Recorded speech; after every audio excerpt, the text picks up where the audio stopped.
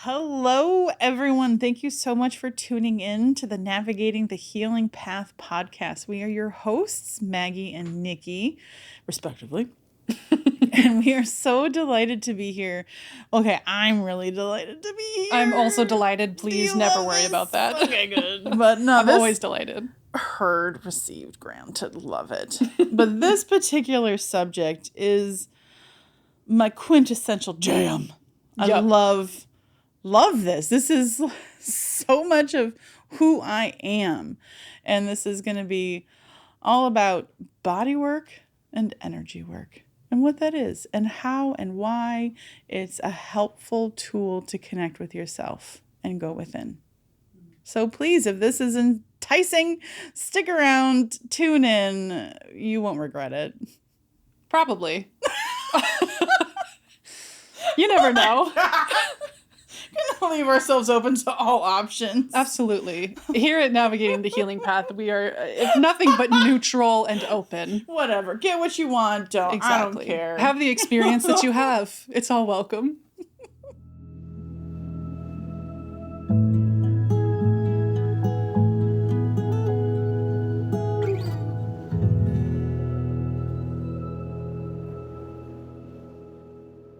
All right. Well, I don't know about you, but before we get started, I need to take a breath because I'm a little excited because I get really excited to talk about these subjects. I can't even speak. That's why we are going to be breathing. And thank you for breathing with me. So collectively, all together, taking a moment, closing your eyes, feeling your body, tuning in and dropping into your heart, receiving a nice, deep breath.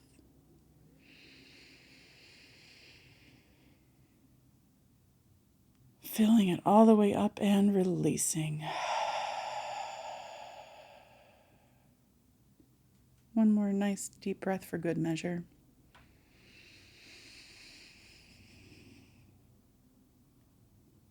I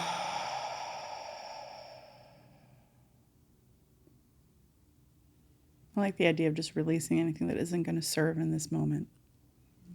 I like feeling calm. All right, now I'm calmer. Thank you. Feeling calm is great. And ingesting more oxygen. Yes. Is a wonderful way to do that. Very revitalizing. I really enjoy breathing. We talk about that a lot. We do. I think after every single time that we do the intro breath, we're always just like, wow. I know. People just don't talk about breathing enough. There's so much breath work and there's so much medicine in breathing. But it's also a nice practice of presence. I like using it for that too. But the breath also helps to bring you in your body, right? And connect you within anyway. Mm-hmm. Dropping into our heart. Mm-hmm. Feeling the whole body. The body. A collector of memories. The magical experiences, right? It is quite the magical machine. I love it. I know we learn about it in school. You know, we start learning about it in junior high, the different parts of you, the bones, the muscles. But I just don't think enough is really expressed or communicated to kids how amazing it is. I'm always in awe. Every anatomy class, I've had a handful over the years. I'm just always in awe. I love it. All the systems, the 12 different systems that operate harmoniously, hopefully in balance. Otherwise we get sick and that's kind of the problem. And then we suffer and then all this other stuff happens. But healing happens in the body. It happens in the mind, and energetically so. So the body sometimes through trauma and experiences can become disconnected from the mind. Have you ever experienced this or seen this or have an understanding of what that's like to be disconnected from the body? You know, I don't know if everybody has a conscious awareness of that. And I only say that because of my experience doing body work. But one thing that's always stuck with me, and that we were even taught in the massage school that I went to back in 2017, 16, 17 when I started, was oftentimes people don't even know that they're hurting until they get touched there.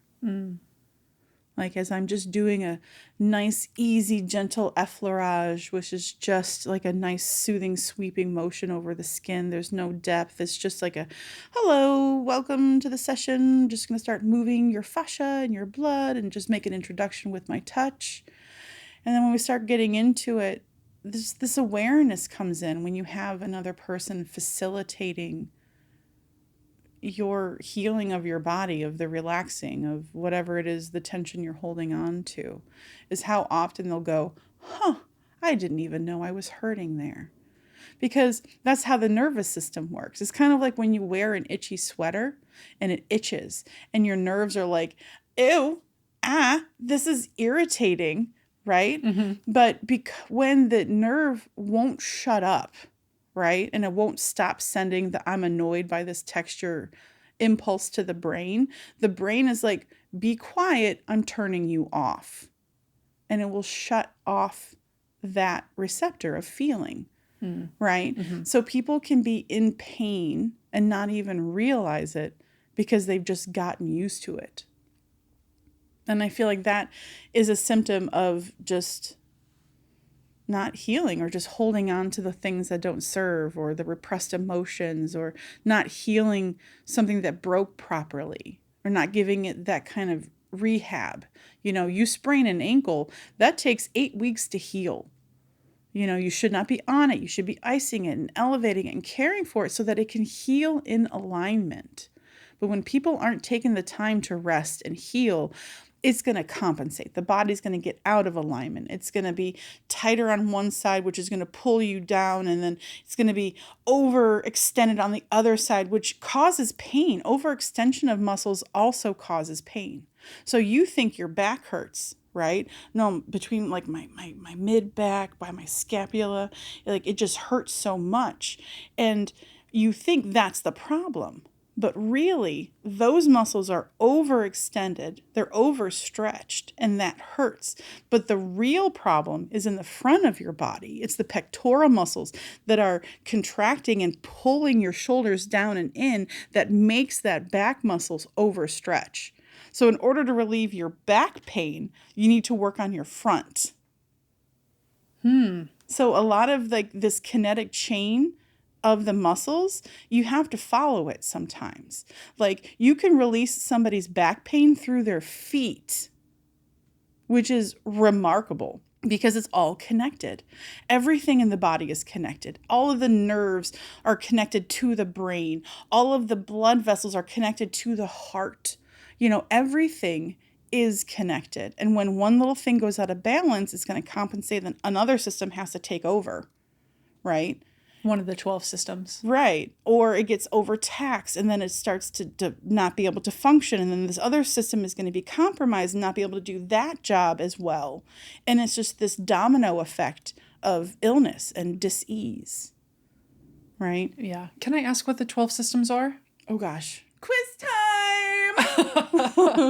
All right, let's see if I can remember. We'll go from the top down. And there's always one or two that kind of slips by because I can't necessarily connect to them like I can the other systems. Sure. But they're there. And of course it's going to be in my mind, like the endocrine system. I can't touch the endocrine system. I can communicate with the brain that regulates it, but that's a layer of communication that I have not dabbled in too much, but that's the hormone system.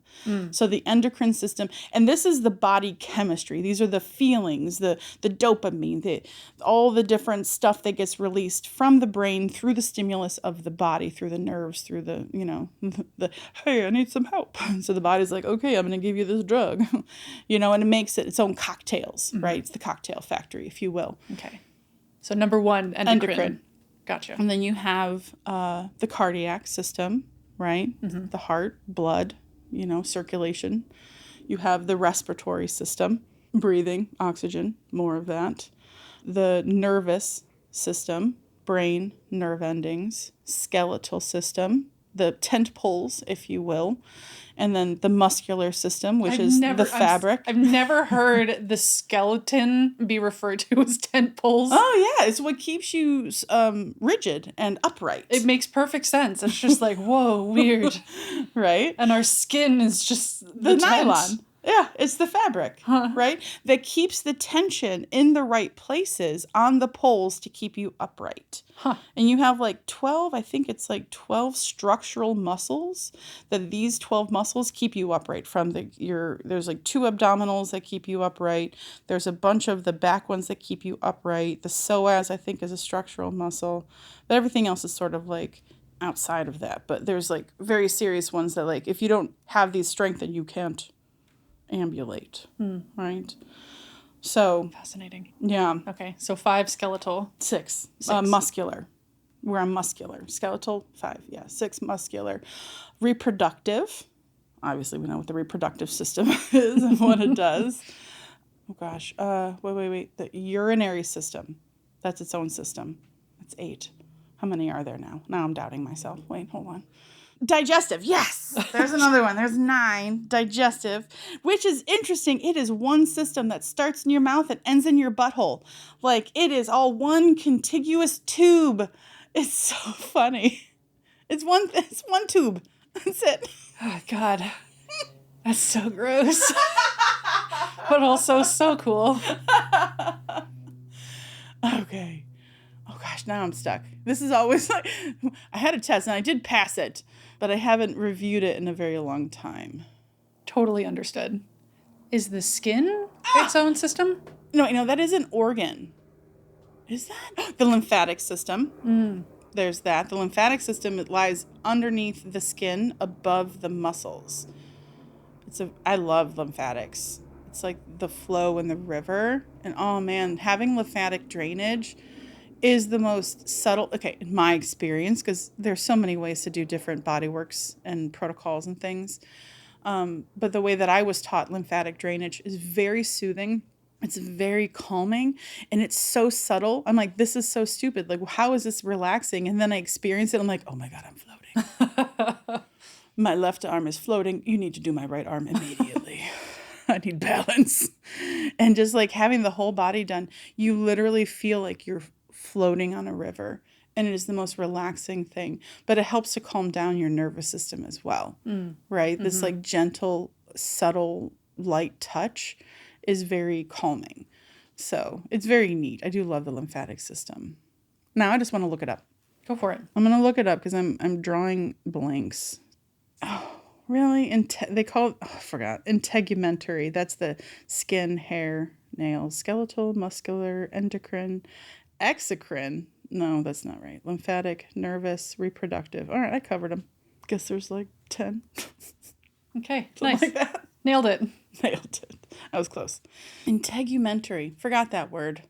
But I do love the skin. It is the largest organ and deserves to breathe. And that's its function, is to release and receive, right? It excretes waste, and then it receives oxygen and nutrients, which is why I've learned through many a thing, but through Arbonne, the dangers of using lotions or any products that use petroleum, because that creates a barrier like cellophane that nothing can pass through the skin. It basically suffocates. It gives you the illusion of softness because that oil, that byproduct, is just sitting on top of your skin going nowhere. Real good lotion made with like shea butter or coconut oil, that will absorb. And you're not going to have that greasy feeling. You're going to have a soft feeling, right? So the skin needs to breathe. That's its main function, right? Detox and receive nutrients and minerals and vitamins through absorption. That's how we get vitamin D, you know? Yeah. We absorb that shit through our skin like a tree. I just find the body amazing. I really do. Just structurally. All the different systems, how they work together, how they communicate, and the central hub being your brain, the nervous system, I'm just gesturing, you can't tell, but I'm gesturing to the whole thing. I don't know how to explain it. It just does its thing. Like everybody knows, and like, just the body's amazing. I'm just losing my words because I'm just thinking about it, but Yeah, whenever you bring up your excitement and your fascination with the body, I'm like, you know what? You're right. Like, for me, it's just such an unnoticed thing throughout most of my days and weeks. And granted, I am someone who does have more of a habit of living in my head and not so much connecting with my body. But, through things like meditation and mindfulness and breathing, Yes. that is getting better, and I'm deepening my relationship with my body. But that is something that I forget because and that I think all of us forget. It's because it's a quiet self-running machine. You don't have to think about breathing or beating your heart or digesting. You just all of this stuff and magically. Yeah, it really is a magical happens. machine. It's just like, how the hell do all of these systems know just how to operate as is and how to work with each other? And it's just 99% of the time there's like no problems. It's just like, wow. When you really think about it. Yeah, it really is just a miracle that any of us have a body that can live for up to like 100 years. Yeah. Yeah, it is really remarkable how the body works together. And it makes me think, well, that's because they all have the instruction manual, right? Like every cell in your body has your DNA, and that's the blueprint, right? Now, there are rogues out there, right? And that's where cancer comes from, when things shift and mutate. And we all have these cancer cells, but most of them just remain dormant until there's, something that activates it. Like we have all of these predetermined factors in our blood for diseases and things we carry ancestrally. I think it's friggin' amazing to be able to decode your DNA to know what systems and what things you have. But it's interesting when it gets out of balance and like just how it organizes and tries to correct itself. But without mindfulness or awareness, it can't do the best job it could. And once I started to learn and connect, because this has been a theme for me for many decades, is being able to understand and connect with the mind, the body, and the spirit. The Holy Trinity, the things that are just sort of in this collective consciousness of understanding. We are these things. And you're life path number 3. I am a life path. I know that's about communication, but I'm just like, oh, the Holy Trinity, number 3. It's but that's always been a goal of mine from growing up, is wanting to understand, which is why I learned psychology, why I got my undergraduate in that, because I wanted to understand how we become in our mind who we are.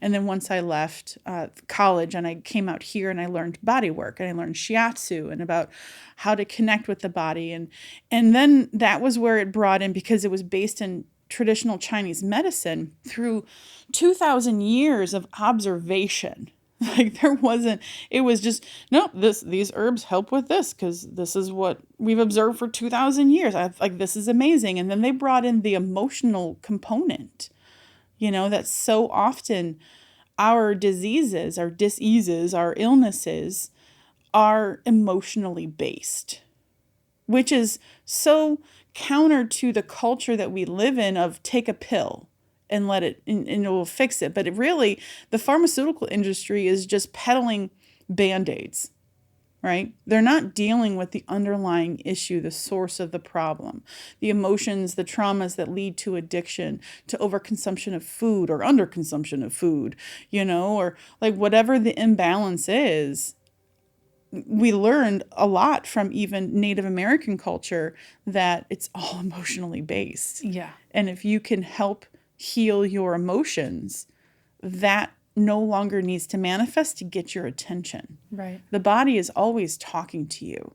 And I told you it's like the record keeper. The body keeps the score. There's a book actually literally called The Body Keeps the Score. There's some debate about that because I think the author is a bit of I don't want to say a word, but it does remember. We can hold our emotions. And I only heard it at first. And it wasn't until I went to massage school into shiatsu where I actually experienced that understanding. Because we were told that when you touch somebody, they can often have an emotional reaction to being touched. And to be aware of it, right? And how to have boundaries and communication around it if somebody begins to have an emotional reaction. And that usually comes across in one of 3 ways. I've never experienced the anger when somebody gets touched and all of a sudden they're just filled with anger. that has happened. I've heard of other therapists talk about that. And then they just step back. They ask, would you like me to continue? Do you want to work through this? You know, like, how would you want to move forward? Respectfully so. And then there's also crying and laughing. All of these are emotional defenses. Anger, don't touch me. There's reasons for that. And then there's crying. And then there, you know, the laughter is the funniest one, because it's delightful. It makes me laugh too, but I also can't help it because I feel the things. But me on the table, I had this experience being worked on where she started working on my low back, and I started just laughing, just uncontrollably laughing. And I knew what was happening. I'm like, oh, we found an emotion. Let's go. And she was like there for it, and we were working it. And in no time, the laughter started to subside, and then it became replaced with sobbing, which was also very confusing. I'm on this roller coaster I don't remember signing up for, but I knew it was possible. But to go from laughing to crying and allowing them without trying to stop them, just watching, feeling, being curious. And then all of a sudden it stopped. Just like someone just turned off the faucet and the emotion stopped. I'm like, oh, that was interesting. And the girl who was working on me was like, yep, I've seen that. I'm like, good to know. I'm glad. Yeah. Good to know. So that was a really nice experience for me to have, because then once I was able to see that happening on somebody that I was facilitating for, I was able to talk them through it, give them the permission to let that out. Yeah, you knew exactly what was happening. Yeah. So that was a really fun experience as a way to begin to connect with the body and let the emotions that have been trapped inside. Because, you know, growing up, me personally, I didn't have a lot of room or space to talk about my feelings, so I had to eat them a lot. Right? I had to bury them, stuff them down deep inside. I don't know what to do with them. We're just going to shove them down. We'll figure it out eventually. And I did. I did figure it out eventually. It just kind of hurt along the way a lot. But I'm much better about it now. But it also led me to a great love, which is touching people and facilitating and allowing them to connect with their bodies and energy and grounding and spirit, you know. Yeah. Lovingly, consensually, respectfully all touching of the boundaries. People, yeah, to facilitate healing or release or just whatever it is they need in that moment. It really is quite the gift that you have. It's fascinating to watch and to receive the work itself. And I love how much this work, just the topic alone of discussing the body, just delights you and fills you with so much joy. It's been quite the sign for me too, because I've paid attention in my life what excites me, what fires me up, what brings up a passion or a love or a curiosity. This has been like a day one thing. Yeah. This has been very clear. So I love it. I value it. I'm grateful when people let me, when they ask, because that is the requirement. You have to ask. I used to just give and just offer and be like, I can touch you. I can help you with that. And it's like, no, I was just giving away all of the gift, all of the energy without getting anything in return. And I would feel drained, depleted. Yeah, exactly. So a lot of the journey, while I love to help others, a lot of my own journey is helping myself, is to heal my own body and my own stuff. Yeah. You know, the emotional stuff, the trauma stuff, the ancestral stuff, you know, and just learning how to manage and have my feelings and process them. Listen instead of trying to push them away and avoid. Right. You know. Yeah. I have a question for you, if now's an appropriate time. So for you, I know that what you do it's a culmination of body work, energy work, cranial sacral work is one of your main points of that, but it's also including channeling and it's spiritual work. It really, your specific practice and work encompasses it's very holistic. So many things. Yeah. But for the sake of this particular conversation, Also mainly just for my own reminding and clarity on this topic. How would you define the difference between body work and energy work, if there is one? Or like where did in the Venn diagram, you know what I'm saying? Like, could you break down like the Venn diagram of body and energy work? Yeah. Well, we think body it really just encompasses the physical.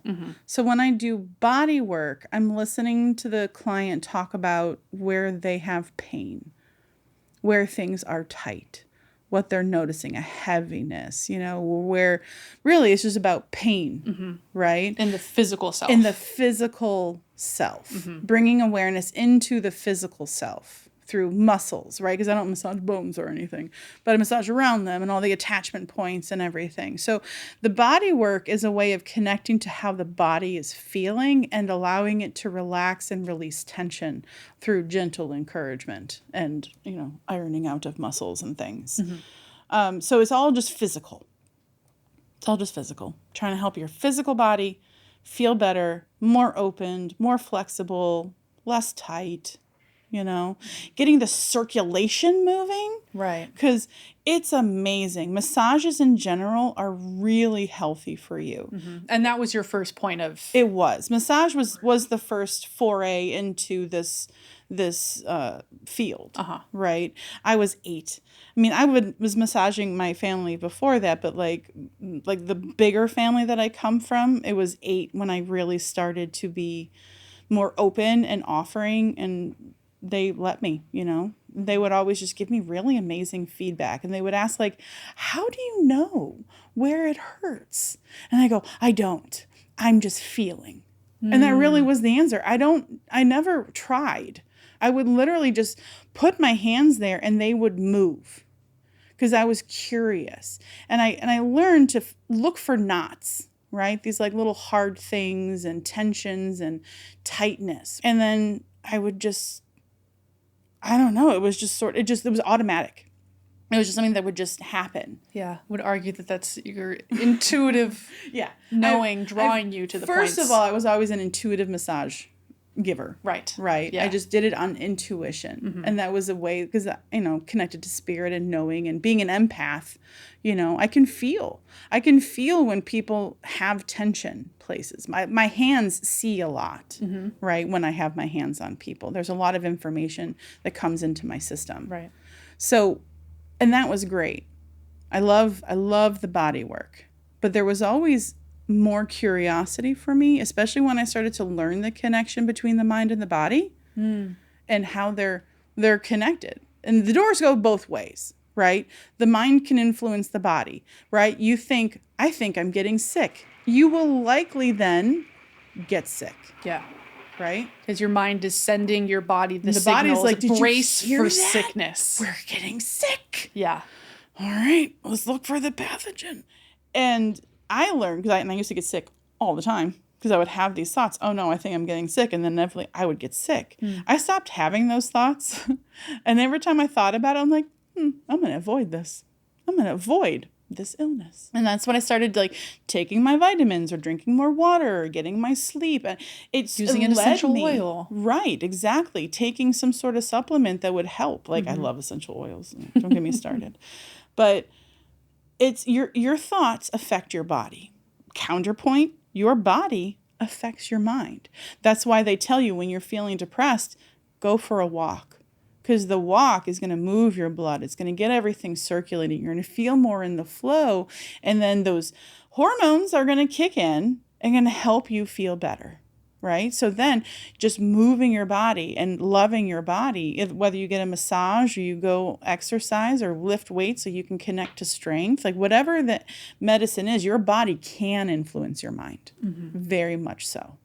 It's just not as strong because we lead through the mind in the human condition at this point right now in history. Right. The mind is the superpower. Right. But it's also so inaccurate. Yeah. Thoughts are often louder and more focused upon than the quiet, more subtle signals that our body sends. Yeah, it's louder for sure. And it tries to take over, and that's the warden, right? When we're often prisoners of our own mind, disconnected from the body. I've worked on a great many of people who, when I tune into them energetically, because that came later, just through my experiences and the different classes I ended up taking throughout the education journey that I've had. When I can tune into the energies of the body as the body's talking to me, I often can perceive a disconnection from the head to the rest of the body. Right?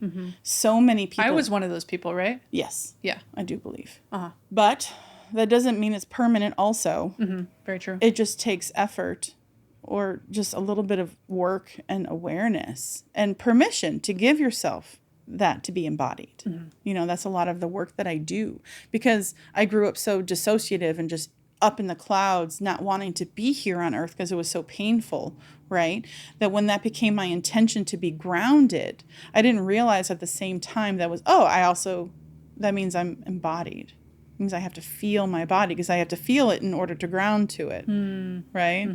So just bringing my energy from my head down into the earth allowed more opportunities for me to connect and listen to my body and create space. Your energy being your consciousness.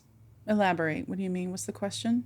Because you said you bring your energy from your mind down. I wouldn't label it as my consciousness necessarily, because that's sort of, it's more like the resource of energy, the energy available to my system.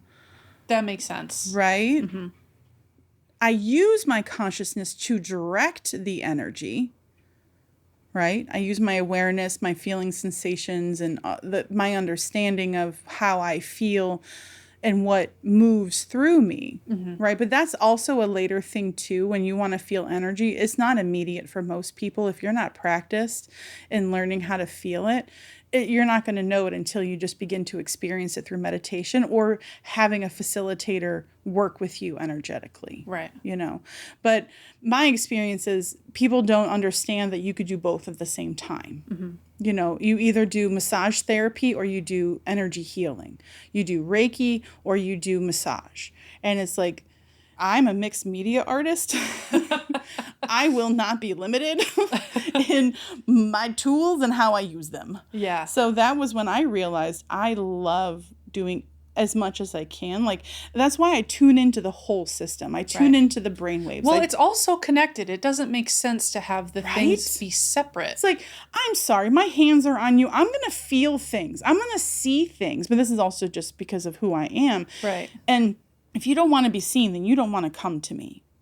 You know, you can try to hide whatever you want to hide, and that's fine. I'm going to respect your boundary. I don't need to like out it or look at it with you or for you.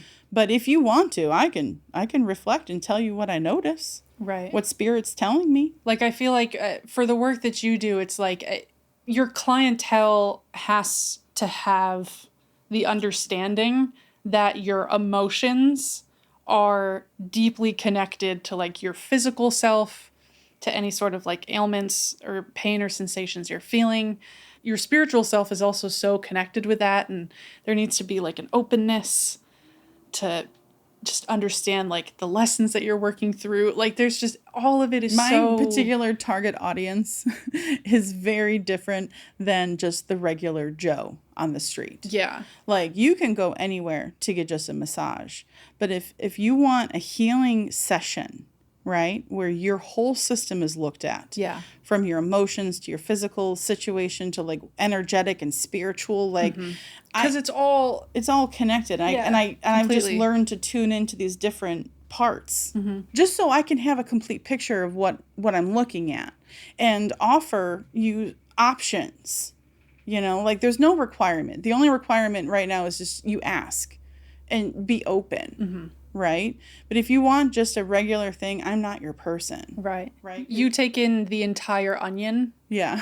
Where some other people, it might be time for you to just take a layer off. And you can go see somebody to address that layer of the onion. But you come to Nicki. This is turning into like a I don't want to say like an ad or like anything. a promotion for my work. Which, I mean, hey, by all means. Thank you. Appreciate that. I fully endorse your work. Thank you. And the healing that you facilitate. You have drastically changed and improved my life for the better. But you look at and you take in and you address the whole onion. Mm-hmm. Which I'm a huge fan of. Whatever part is revealing itself to me. That's the interesting part. I'm not trying to do anything. In fact, I've been taught to not do anything as much as possible. That's fair. Right? So my understanding of all of these experiences that I've had through my education and working with others and trading and stuff, it's helped me understand what it is that I do. And really, it comes down to I hold space. I hold space and I listen.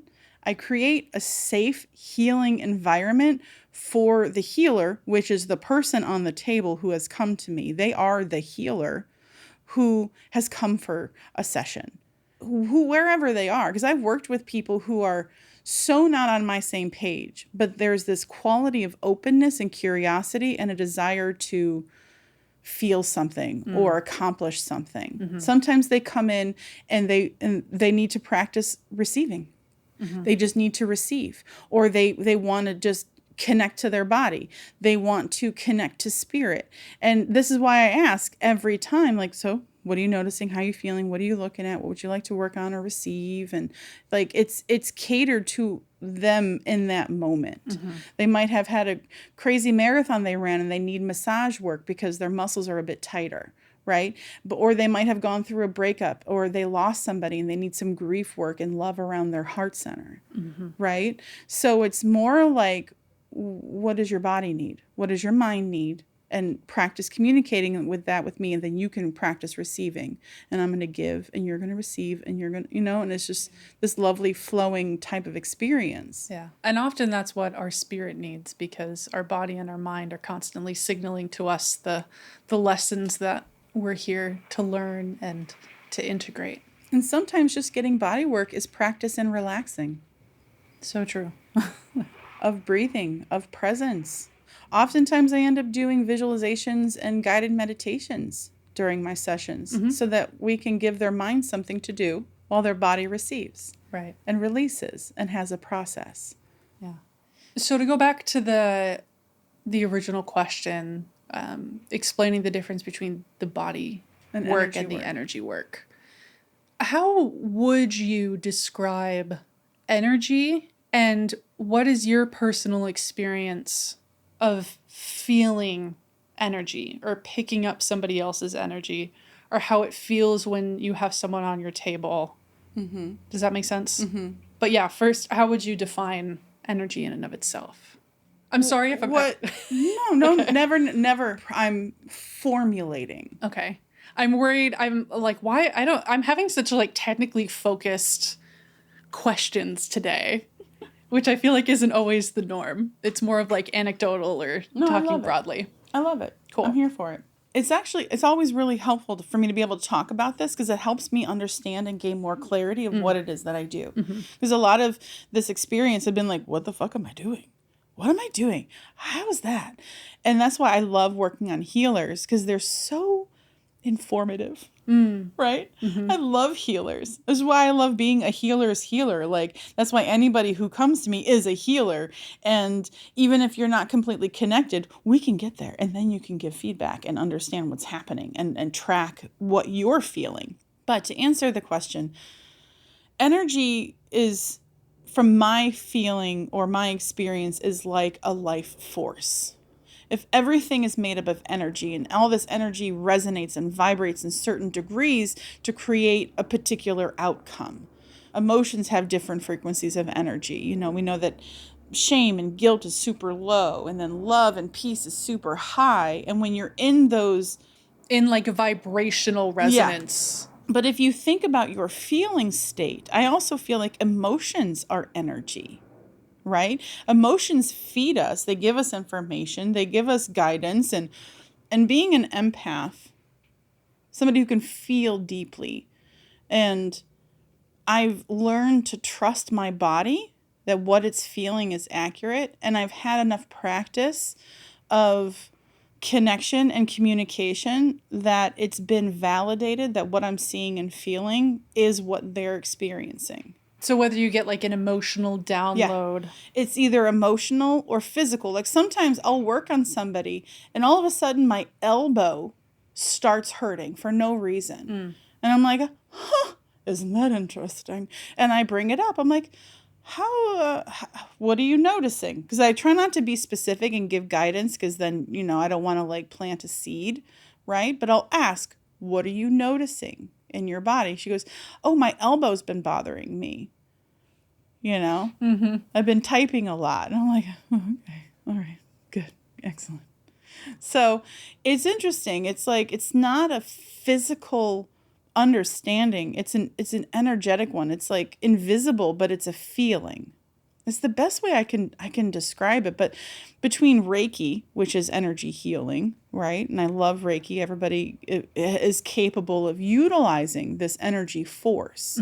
And really a lot of that is just practicing holding space for what is and connecting to a higher power that you then become the conduit to release that energy into the room upon the person who's receiving. So a lot of, like, for me, energy work is spiritual work because that is life to me. Gotcha.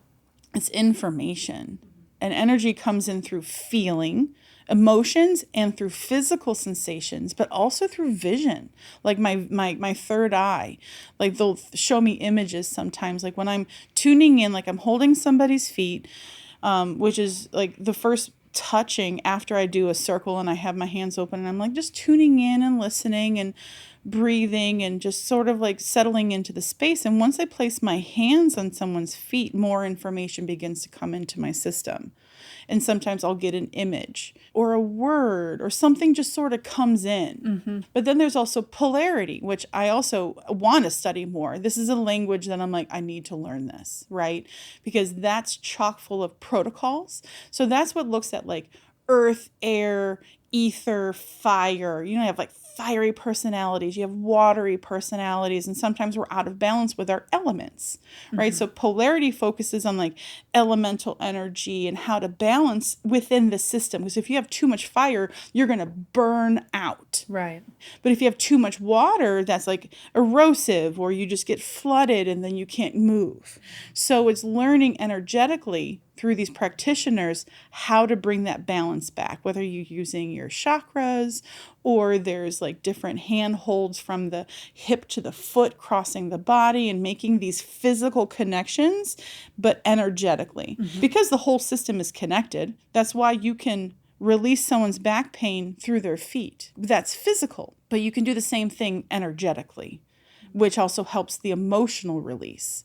Because if there's an emotional or energetic block and you address that, it can help the body release it. I think I know why you said 12 systems in the body earlier when we were talking about the physical self. I think you were thinking about the internal systems, the chakras. Maybe. Or the energy. Yeah, I don't know. Side tangent. Numbers. I don't know. I get things wrong. I'm not perfect. It's more, again, like most of this work is intuitive based and learning to trust and being guided. Not saying that to point that out, but I'm like, oh, there's another thing that we could I also discuss think with this today. I like to make it 12 because I like to include the cranial system, which is not a technical system. It's a newly founded, like relatively in the 70s. Oh. But I mean, it is the nervous system because it's the brain, but there is a pulse. The brain breathes, right? You have your respiratory pulse. You have your respiration rate. You have your heart rate. Your brain breathes and resonates at a particular pace and out and then in. It's very neat. It's very, very neat. So I'm a fan of that particular system. That one gives me a lot of information about a body. Yeah. I mean, it kind of is just like the storer of all of the body's information, right? Well, I mean, yes, but also there are particular places that harbor particular emotions. Like if you have, a lot of anger, it tends to be stored in the liver. The past is in your back, low back, like lumbar, sacrum is financial insecurities. Emotions deep traumatic emotions get stuck in the hips a lot. And so I love hip work. I love rib work. Oh my God, ribs are so fun. Tiny little intercostal muscles that can just get so tight and make it hard to breathe. So if you let somebody work on your rib cage, especially the side of you, people are under the impression we have two sides, front and back. Honey, there's four. You know, you got a whole left side, you got a whole right side. Like, there's so much that happens. And just being able to breathe and expand, like, you work on your body, your emotions are going to improve. Your health is going to improve because you're bringing awareness to it. Now, this is why I love coaching and teaching people how to heal and receive, is because it makes it so much easier. I love working on my friends, a lot of them, because they know how to participate. I learned in shiatsu school how to participate. He's like, you feel this pain here, right? Your muscle is tense. I'm going to hold it. And your job is to tune into that point and you tell it to relax. You encourage your body through breath, through awareness, to release it. And we can feel it. Right? Mm-hmm. And that's really fun because I'm like, woo, that was fun. Right? Or I'll feel something and I'll say nothing and they'll be like, what'd you just do? And I'm like, I didn't do anything. You did that. I was just holding space for it. You let it go. Good job. You know? But you participate. It's not somebody doing this to you. They're just bringing attention and flow and just whatever the counter pressure. Yeah. Right? Creating the container. Uh-huh. Yeah. So that then you can have a process so that you can release this. So I that's also what I like about cranial with the unwinding is sometimes like it makes you want to move or shake or twist, right? Yeah. And that's the whole system resetting. The new possibility of letting go of what was and opening your body to a new experience, right? Of relief. That's good to know. I think I talked to you about this personally like a few months ago. Like for me, in times when I've been in meditation or connecting deep within in order to go without or to go out and to connect to spirit, my body has like uncontrollably like convulsed in like all these weird ways. And like one of the first times it happens, I'm like, am I having a seizure? What the hell is going on? And that's been cooled down for a while, but it's kind of been happening again recently as I connect and go back into meditation. But I'm personally, I think, seeing I'm in a period of release. So to hear the words like it's your body, what did you say, recalibrating or resetting? It would make sense that it's going into alignment, like there's old energy, emotions, past experiences being energetically, but also physically moved out of me. Mm-hmm.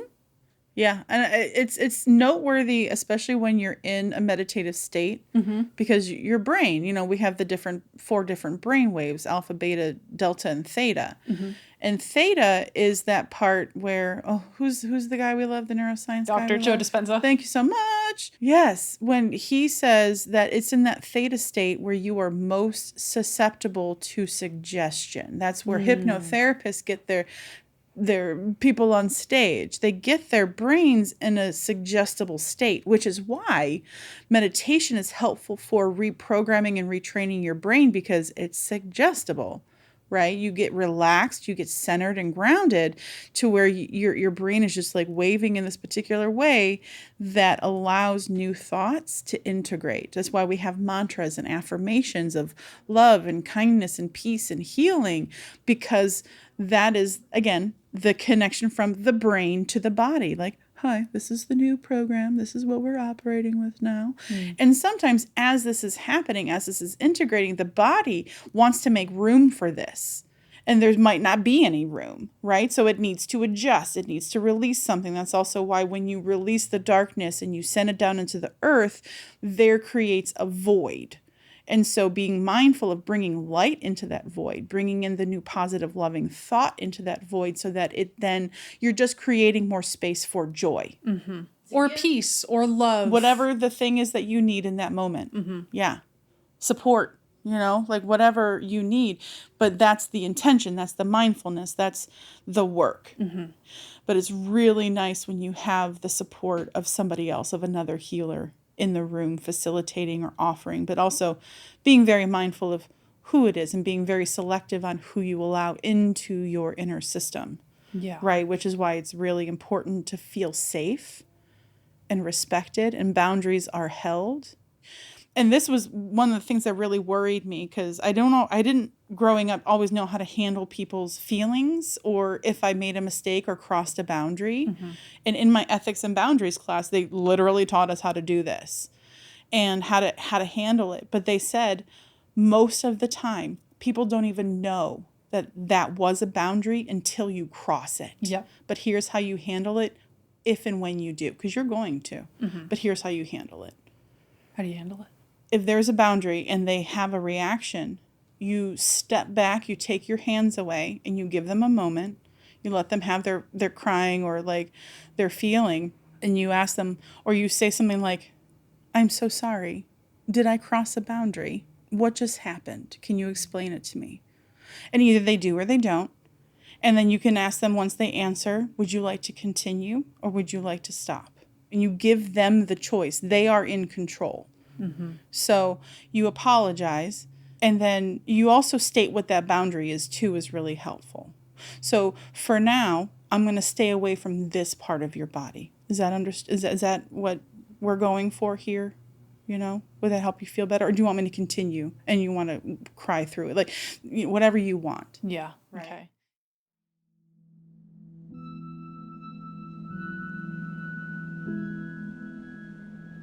Hey everyone, it's Nicki here. Really hope you're enjoying the episode so far. Maggie and I wanted to take a moment to express to you how grateful we are for all of you who choose to spend your time with us. And for all the engagement on all of the platforms that you currently listen from. It helps not only spread the conversations of light and normalizing healing conversations, but it also is a really nice reminder that what we're doing here is resonating with you and being of service to the collective whole. And that's such a magnificent gift. And I just really wanted to say thank you. We also wanted to share that if any of you are called to further support our podcast in a more personal way, you can do so by becoming a member of our Patreon community. We have several monthly tiers that you can choose from on a donation base. It gives you access to exclusive content, like one of my special monthly guided meditations. These proceeds do directly fund the cost and the time and the energy it takes to continue creating and sharing this podcast. So it would be a great, great help for our little 2-person DIY production here. And also a big, big thanks to all of our existing and future patrons. Your support means the world. So if you'd really like to join our community, and we really would like that, you can find the link in all of our description boxes and the homepages of wherever you're listening from. Or you can go directly to patreon.com/NTHP podcast, all lowercase. All right. Hey, thanks for your time. Back to the episode. I'm recalling like one particular energy work session that we had together. I think it was one of the earlier ones where there was, oh, that you said that you love working on hips. Because I think it was like my hips and my thighs have a lot of like heavier energy in them. And I know that like you probably don't recall a lot of it because you don't hold on to any information. It's not mine. Right. You're also just like super connected, and the focus that it takes, it makes sense that you wouldn't hold on to this and remember it. I think it was like on my left side. What side is that again? Is Mother. It's the receiving side, but it's also the feminine side, the yin. Okay. Yeah, there was something around my left side, my hip and thigh area that brought up like some sort of emotional reaction. And then just like having that space and being like asked, like, is this okay? Would you like to continue? Like it was, that in and of itself like gave me even more of an emotional reaction, because I'm like, oh, I'm being handled with such care. It's just so healing from all the times that I haven't been. Yeah. And that's also one of the things I love about it, is because you through meditation, through therapy, through interactions of healing, you create a new reality, new experiences, because the mind is going to want to protect you and be like, well, if that happens, this is going to happen, and that happens, this is going to. The mind loves to try to predict things, Right? but it's Based also off of wrong old. most of the time. Yeah. Outdated. It's outdated information that assumes nobody's growing or changing or anything. That this is always going to be. It's that absolute, that permanence, that black and white. It's this or that, and I call bullshit on that. I say you can have different experiences, and you can learn to trust, and you can learn to heal and protect yourself emotionally. So that's what boundaries are for. So did I cover the answer with the what is energy? Do you feel? Oh, Did I yes. answer that? Yes, you did. Yeah. I think it was just, it's helpful for me too. Like, I think these questions were coming up through me because it's been a few years since I feel like I haven't like really looked at or like dove deeper into like the definitions, the details since I first started this like awakening and internal journey. It was like I started hearing like, oh, energy everywhere. And I feel like I got just like a base level understanding and interpretation for myself. But it's like I knew the definition intuitively and have said it so many times throughout conversation over the years, right? Yeah. And have had conversations with other people where it's just like, oh, energy this, energy that. But it's like, it's a really helpful and clarifying reminder of like, oh, yes, like this is a tangible thing that has serious truth to it. I don't know if that makes sense, but it's just, it's helpful and another layer deeper of clarification and understanding for me. It was helpful for me too. Great. Like really, like your questions have always been helpful. You ask really amazing questions that get me to think about how I would express or explain it. Right. And so I love that through the question and like the things that were pretty much what wouldn't stop was it's life force and emotions. Yeah. It's those things that I process and get information from, whether it's within me or within somebody else or around somebody else or a situation. Even like particular situations, like just being able to see the energy of how it is or why or how it became that way. Like that's become, I'm not going to say a hobby, but that's become just one of my coping skills so that I can protect myself and know who's around me or feel and just feel and feel safe. Yeah. Right? To discern. Yeah. And it's just interesting how you can learn to perceive it. It's not just one thing, right? It's sort of like when you look at the clairs, you know, where do you have the most clarity in your vision, in your feeling, in your knowing, in your hearing, in your smelling, in your, like what senses are strongest in you? And that's often where it will lead you to be able to feel and perceive and discern energy. Right? Yeah. And just the feeling state and the flow. And that also is hand in hand with empowerment, which is why embodiment is incredibly helpful and well, paramount. It's non-negotiable. You want to feel empowered, you need to be connected to your body. Where else is it supposed to go? It's going to overload your brain. How often do we get overstimulated? The brain can only handle so much. Facts. Before it just crashes. And yes, the body can crash too, but that's also why we work on our strength and our openness and our flexibility, right? And just allowing, because this is like a fucking battery. You know, it holds so much, like it's so useful. It's a tool, it's a vessel. And we don't use it to its greatest capacity or its ability. Like we take for granted that we can heal from a cut, from an illness. Yeah. Our body has a healing element.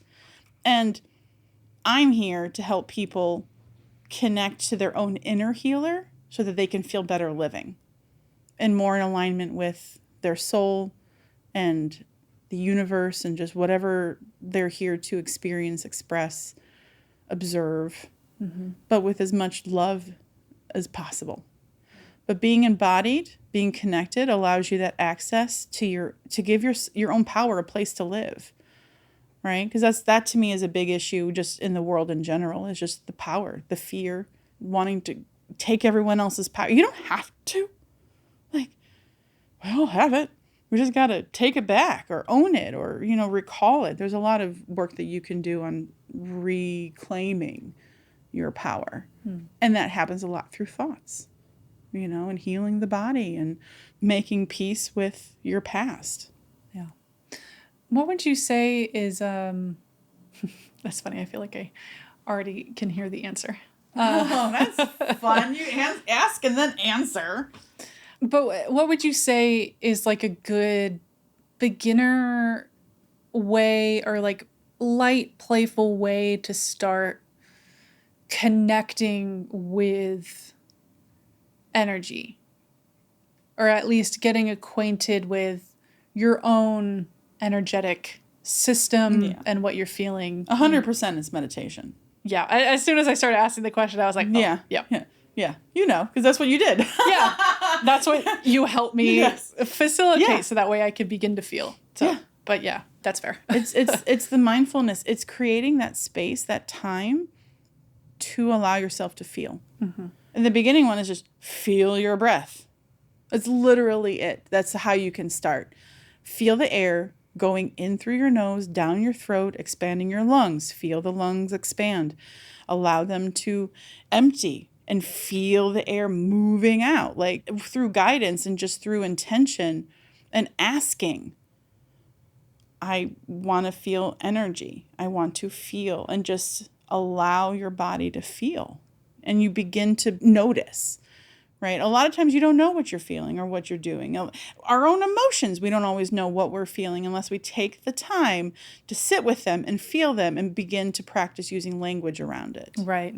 Unless our therapist gives us a gigantic feelings wheel. Also very helpful. But yeah, a lot of it is just beginning to open yourself to the possibility of feeling and just imagining it or having the thought. Right. Or just experiencing sensation. Mm-hmm. Other people can help too. There's a lot of fun things that I've had from like my shamanic retreat one time when we were practicing giving and receiving. That's a lot of fun. In my cranio classes, there was a lot of that. Like, you can't do it wrong. Just open yourself to feel, assume you're going to feel it, and just practice. But it's nice to have a partner to play with because they can give you that instant feedback.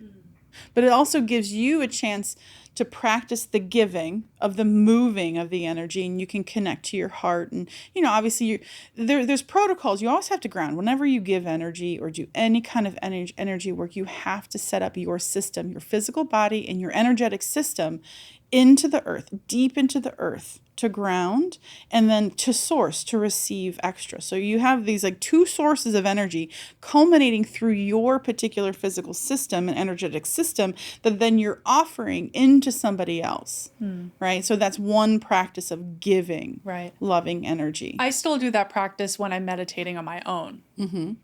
And you can also do that and then put it on your own body, right? So if you connect to give energy and allow it to flow through you, bring it to somewhere that your body wants it, whether it's your head, your neck, your hips, your feet, and then connect to your own system and create this closed loop system. But then it's really fun when then you also get to receive from somebody else who's practicing the giving of energy, because that's a different sensation, but it's similar. It's sort of like outflow, inflow, So you got to practice both, right? So it's nice to then be able to like have them consciously be giving you energy and you consciously allowing yourself to open and feel and notice changes or sensations. And then note, where did you feel it? What did it feel like? Like how intense or subtle was it? And then it grows over time. I'm going to use my mom as an example. She's given me permission to talk about her because I've worked with her a lot, even though boundaries and roles and things, but I have good boundaries and I don't care. I don't care if she heals. Like that's her journey. I just got to practice a lot with her. Right. You're not codependent about it. Nope, working on that. But it was interesting because she would get really hard on herself for not being able to feel. She wanted to feel energy. So we started doing some work where I would do guided meditations with her and I would doing energy work and some other things. Sorry, she wanted to feel energy. As in like her own, and tap into like her own emotions? Feeling the flow of energy moving through you. Okay. You know, like when you connect to source and you're grounded and you can feel the light just going in and around and through all the different Basically, parts. like feel, like for me, it's like feeling your body vibrate. Yes. Okay. Yes. So Yes. not like feeling as in sitting and feeling your emotions. No. That's later. Okay. And she used to be like, huh. And she would be surprised as I walk her through this meditation that it actually worked. She goes, my hands are vibrating, or my feet, or I can feel that all the way down my legs. And she'd just be like perplexed almost. And it's just really fun and delightful. And she still meditates with me now and with one of my aunts. And she too, my aunt, was like, she never thought or even imagined that she could feel the way that she does in meditation.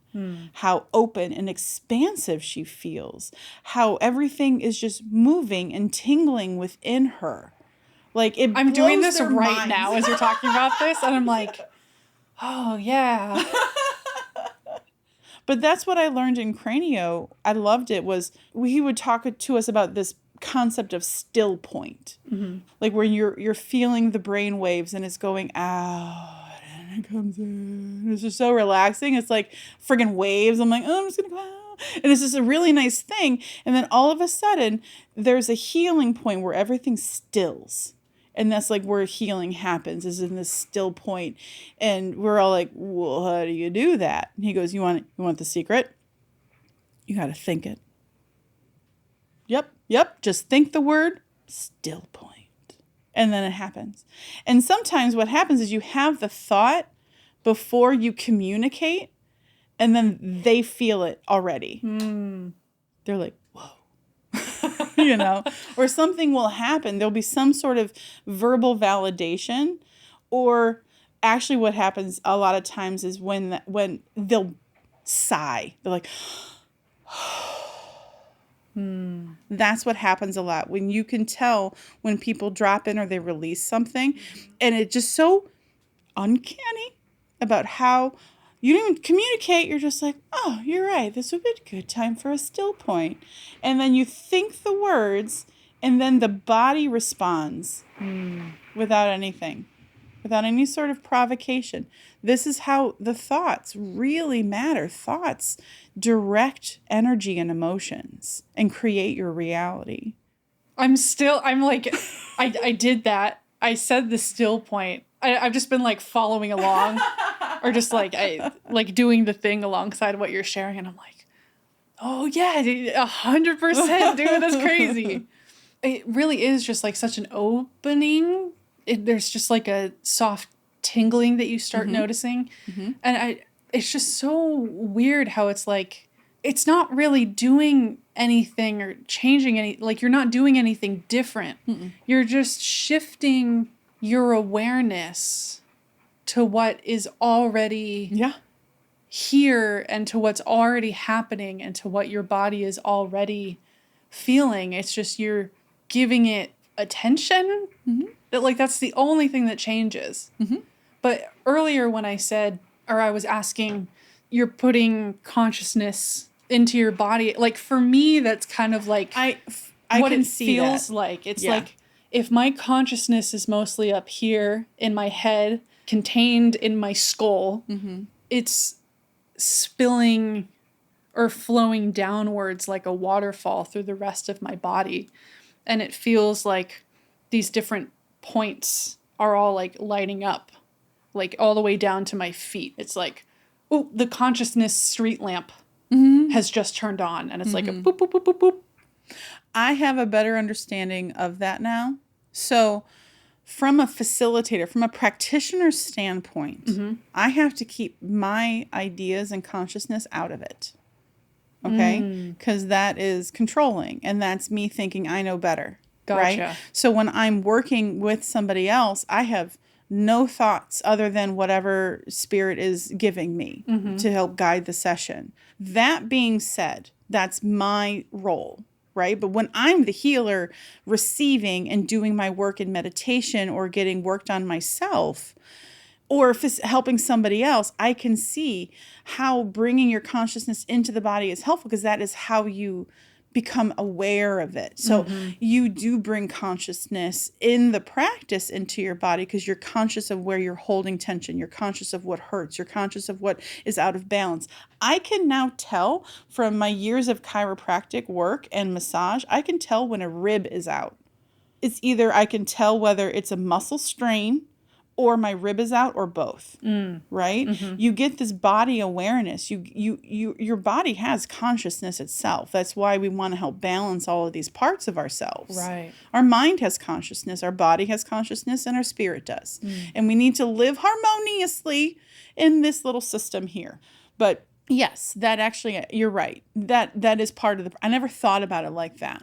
But you're right. When I guide people and facilitate them to connect with their body and ground and connect with spirit, I guess they are bringing their consciousness, their awareness into themselves, which is helpful. That's what it feels like just for me. Yeah. Valid. No, thank you for sharing that and bringing that awareness. Yeah. It's very almost nice. It's almost like I don't know, like I have like blinders on. Like I just keep getting the vision of like when I get into my car and I have the sun shades up, it's like taking those down and then I can see through the windshield.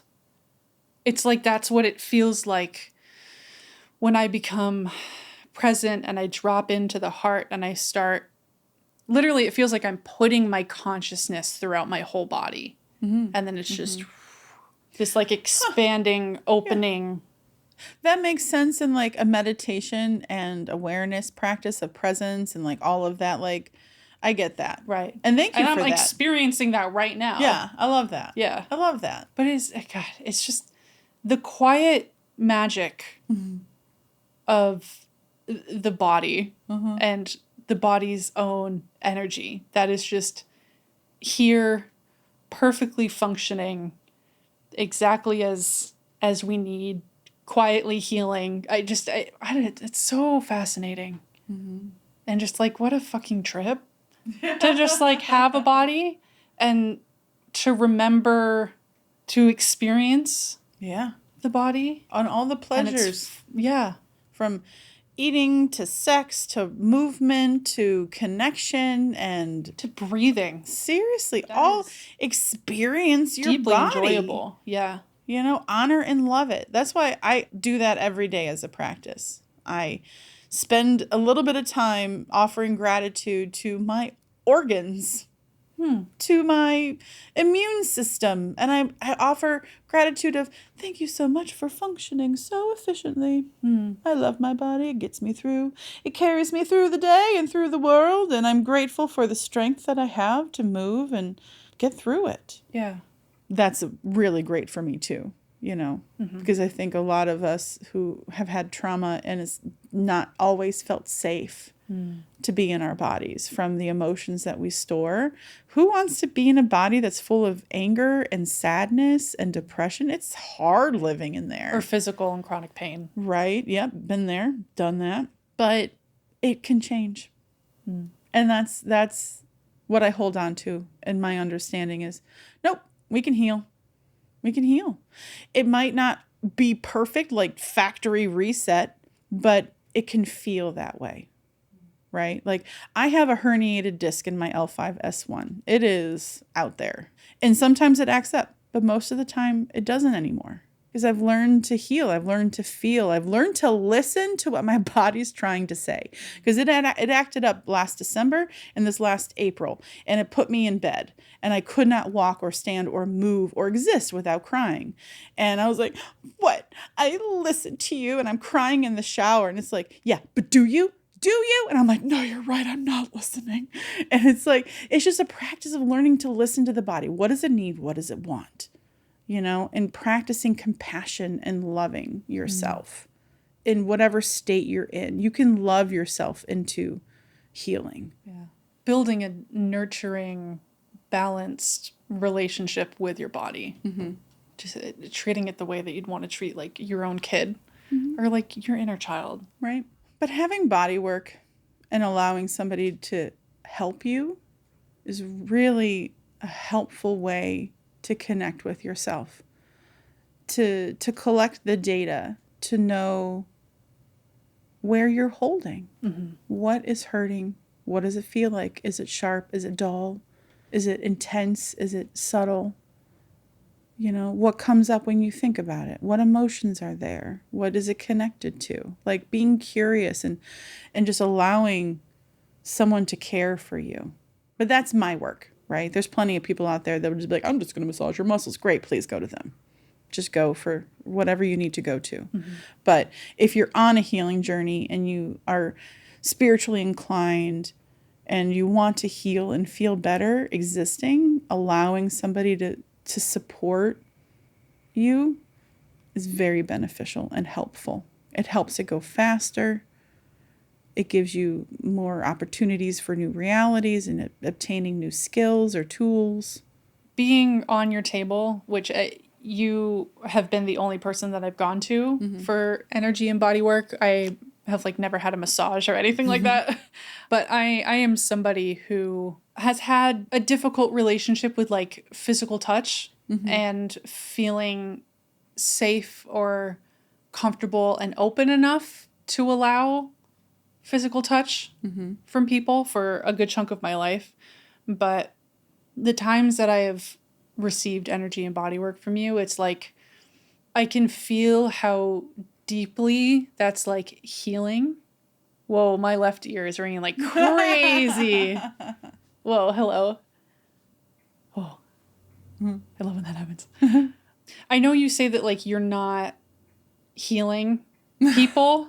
Right. And I know that you affirm that to me all the time when I'm on your table. It's like I am doing the work. But through your space holding and facilitation, that allows me to show up differently towards myself and to understand myself on a much deeper level and to become aware of things from my subconscious that I've been holding on to from my body that I have not had access to before because I'm stuck in my head. They're just where I haven't had access to that bodily consciousness to be able to listen. You have been, and the work that you do has really helped me understand myself and grow such deeper compassion for me. And I feel like you really do help me get such a bigger picture and a broader perspective of what's going on. We've even done like a deeper spiritual, I don't know, past life shit will come up. Like there's so many things that I would never have access to unless I don't know, maybe like years down the line I could meditate and receive that download. You know, I'm sure that information is out there in the ether if I asked for it. But to have that facilitator and to experience that contrast of receiving physical touch in such a respectful, integral, consensual, and extremely safe and comforting way, like that, I think has just been created insurmountable change and so much more openness within me. And has also very much helped to open up my heart because the reason I am like that, it's a trauma response and a coping mechanism to keep myself and my heart safe and my body safe. But I should probably save this for not on a public podcast. But I love that you shared that. Yeah, I just want to share. The reason I shared that is just like the energy and the body work is an amazing, amazing resource and tool to get to know yourself better and to open yourself up to a deeper understanding of you and to receive incredible support that you might not even know that you need because it's stored somewhere sub or unconsciously in your body, which holds so much and can tell us and teach us and direct us so well, more than our mind could ever come up with. I don't know, it's just like our body and our emotions are like the compass for our life, for our soul to be like, oh, yes, this way. Yeah. It's like a way to get to know your system better and a bit more direct. It's kind of like going to school to learn something. You just get to learn about you. and what you like. Because you might think you don't like being touched, but might just be a holdover from a lack of touch that keeps you afraid of being touched. Exactly my case. If the body is not accustomed to being touched, it doesn't know what to do when it's happening. It registers it as a red flag. It's a threat. Yeah. I had a client once that said she didn't like head massages, but I feel compelled to do craniosacral because that's what I'm being shown. And I fucking love it, right? But it's also what I'm being shown. And so, but knowing this, that she really hates them, and I respect it, so I asked permission. I said, would you mind if I just held your head? I'm not going to massage your scalp. I'm not going to move things around. I just want to hold your bones. See if anything wants to shift and open. Open up your temporals maybe a little bit, Give yourself some brain to breathe, room for your brain to breathe. Prop up your tent for a little while. Right? Let me hold this up for you. So I started doing this, and she started to realize, wow, I really like that. And as it goes, my hands will start to subtly move or shift depending on how the energy in my fingertips is moving and how the bones want to move. And eventually, after some time working with her consistently, she really started to enjoy it. I never thought she would enjoy having her head manipulated. I know that was quite an interesting way to phrase that, but it also is true. But it's also, I'm also non-threatening. It's like, I'm just trying to listen to your bones and your brain. But also, I know how good this really feels, and I just think you've had some bad experiences and not a lot of respect. People get tickle trauma. That people are really ticklish, and their boundaries are crossed, and they pee themselves, and they get embarrassed. Like, your body's going to have these reactions of like, don't touch me, right? And I'm like, word, I don't have to, but can I touch over here? And a lot of things can unwind, and you can learn to trust, right? Which is why permission and allowing, like you said, the space that I hold, the energy that I bring in, is rooted in respect and love and safety. Yeah. And I think that's why you're the only person so far that I've been allowed to touch you. Yes, because you hold that. I'm so honored. Always honored when I get to touch people, especially those that have an aversion to it. Yeah. But I know the benefits. I've experienced the benefits, and I'm an advocate of this work. And I think you sharing everything that you shared about like your practice and like what your ethical, personal values are when it comes to doing this work and facilitating, I think that's great information for anybody out there listening who wants to go and get energy body work done. When it comes to anything regarding your system, I think those qualities are extreme green flags. Yes. And if you're feeling any sort of like weirdness or feeling like somebody is not integral or treating your body or your energy or your mind, anything if they're handling it with disrespect, a lack of integrity, you don't feel safe, you don't feel comfortable, I think those are good signs to look out for so you can find the best fitting energy body work. It's a very vulnerable practice. So vulnerable. Right? On both ends. Right, exactly. But that's also why I don't just do massage. I can't actually anymore really turn off the other information coming in because the system is the channeling and just the connections are way stronger. Yeah. It just happens. Yeah. So I can't. You were the most spiritually open in those moments. Like, you're not even here. Hardly. You're just like, woo! My ego's outside, but my spirit is 100% present and in it. Yeah. But she's powerful and majestic. You're so sweet. But yeah, this has been lovely. Thanks for letting me talk about this. Yeah. I'm happy to facilitate the space for you to express one of your greatest joys and deepest fulfillments. Like, I love it. I love listening to you talk about all this stuff. Just as professional space holder. All right. So I think that is going to wrap up today's episode, but this has been such a delight. Thank you, Nicki. You're so welcome. Thank you. Yeah. And thank you to all of the listeners out there. If you are interested, our next episode, 2 weeks from now, we are going to be discussing spirit, connecting with spirit guides, angels, ancestors, past lives. I guess kind of getting more into the specifics and details of channeling and building a connection, a direct connection with spirit. That's right. So if that calls to you, we would love for you to tune in. And if you are looking for more content from us in the meantime, you can go to our Patreon page, linked in the description below, or at patreon.com/NTHP podcast, all lowercase. Over there, we have some special guided meditations led by Nicki and some more raw, real, uncut conversations between us.